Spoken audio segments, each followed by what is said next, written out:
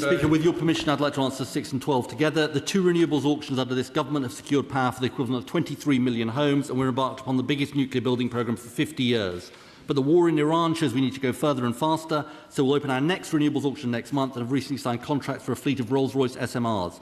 Clean power is already reducing wholesale electricity prices by up to a quarter, and these steps will do more to protect families and businesses across our country. Mr. Speaker, I know that for my Slough constituents, the crisis in Iran and the naval blockade have had a profound impact on household budgets. But we've also been left vulnerable by previous Conservative-led governments, which for over a decade ran down our own energy system, leaving us on the fossil fuel roller coaster and susceptible to global fluctuation. So, Secretary of State, unlike the previous Tory predecessors, who actually failed to invest in and didn't provide for our constituents, what measures is the government taking to invest in cheap, clean, homegrown energy so that my Slough constituents and others across the country can be protected from these spikes in the cost of living?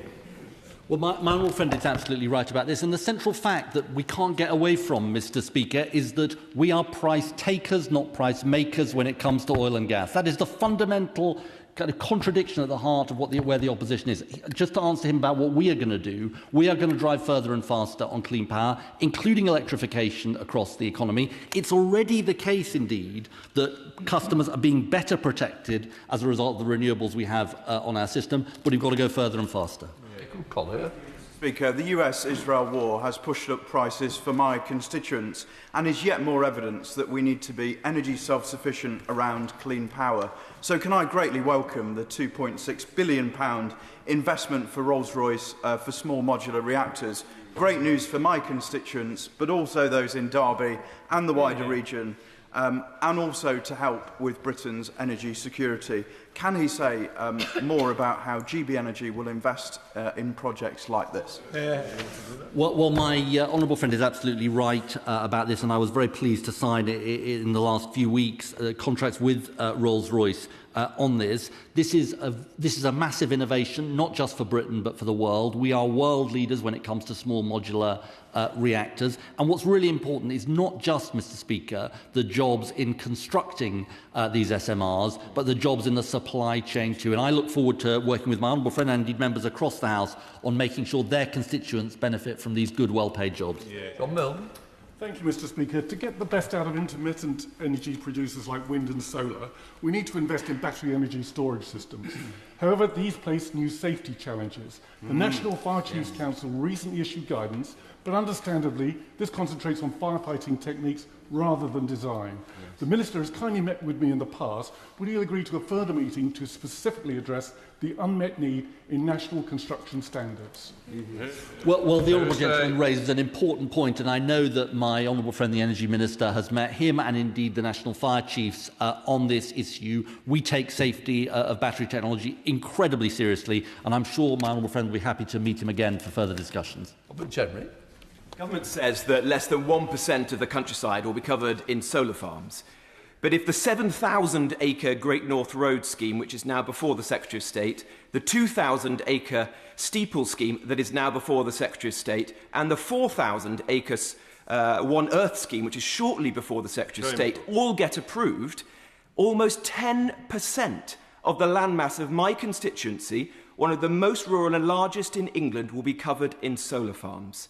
Good quality agricultural land in Nottinghamshire and Lincolnshire lost. How on earth is this fair to local communities? For reasons he'll understand, I'm not going to comment on individual planning decisions. But what I do, because they have to go through the proper process. But what I do say to him is that solar is the cheapest, cleanest form of power that we have. Now, look, we can decide to bury our heads in the sand. We can decide to stay on the fossil fuel roller coaster, but the people who will pay for it are his constituents because they're paying for it now in higher energy bills. This side is going to keep going with the drive for clean power. Thank you, Mr. Speaker. Question number 7, please.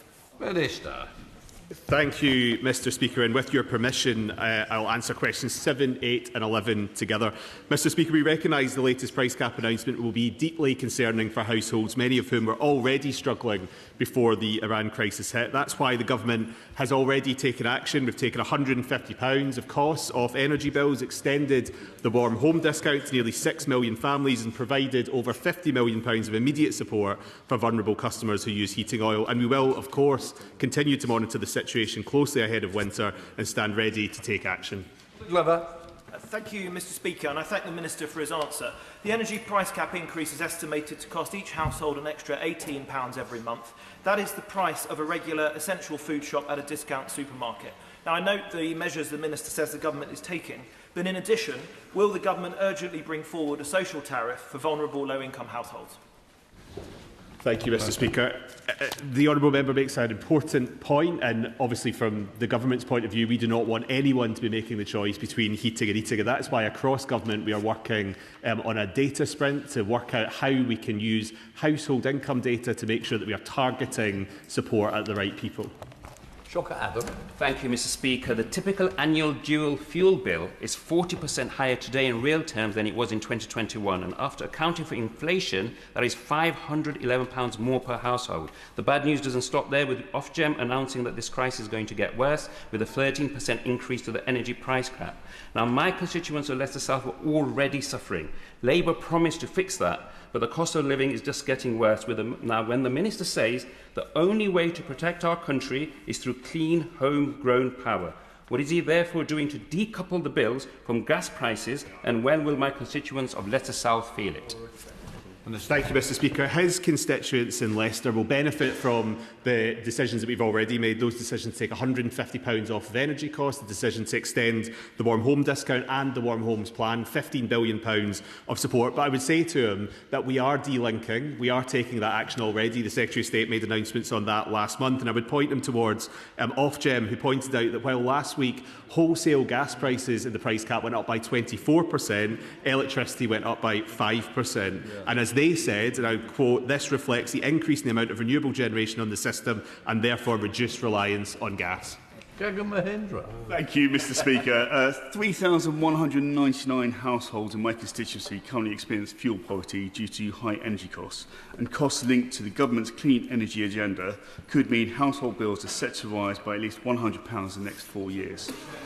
How long will hard-working families in South West Hertfordshire have to pay the price for Labour's ideological dash away from domestic energy production until they have a credible plan to fill the gaps in their energy policy?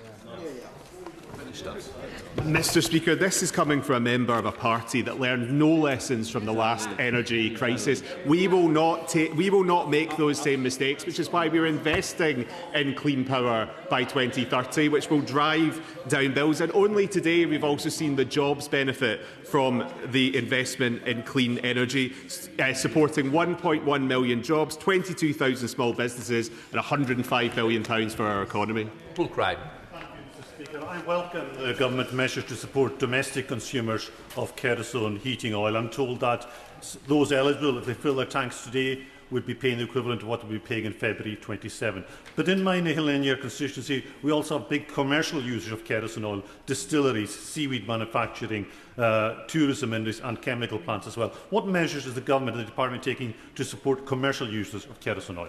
Thank you, Mr Speaker. I pay tribute to my honourable friend for all the work that he's doing to advocate for his constituents in the Highland and Year, and I was pleased to visit him recently to see the impact that the increases in heating oil was having on his constituents. We are looking closely at the non-domestic heating oil market and will come forward with more proposals in due course.